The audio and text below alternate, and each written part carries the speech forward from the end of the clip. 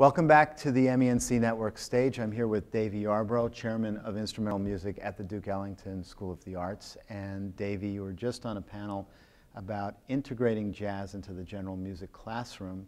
Talk a little bit about that and what teachers can do to make that happen. Well, we talked about several aspects. I guess the first would be just to get them into the pulse of the music itself, or the swing into the music, and actively engage them into the physical aspect of it.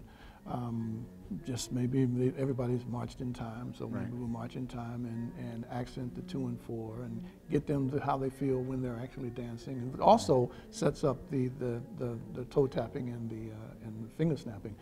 From there, introducing them to various forms of music. Right. And showing the relationship of that, and talking about more of how the attitude of jazz or the style, as opposed to just the song itself, and explain to them that jazz can be applied to just about any type of music. Right. Well, I think it's an interesting point, because I've actually talked to a few people who said that jazz sometimes now people think of it as music on a page, where it's really music to dance to. It's music to celebrate and people have fun with, and sort of making that body connection with students has got to open the door to study jazz's more complex aspects as well. Jazz, because it's been around long enough now, and it's been used, the term has been used so freely, but the whole concept of the creativity in jazz, and there are jazz forms that are easier to dance to, and so it has evolved the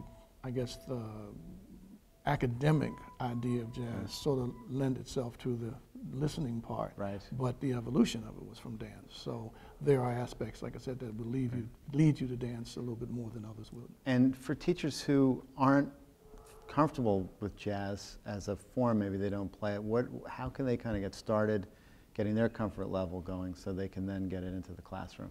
Well, it's always important to listen to what it is that you're trying to portray. So they've got to really do their research, their homework, and as they're doing that, they'll find the areas that they're more comfortable with, and of course you're going to teach better what you're more comfortable with. And are there ideal age ranges for a jazz program? No. I think from the cradle to the grave. Okay.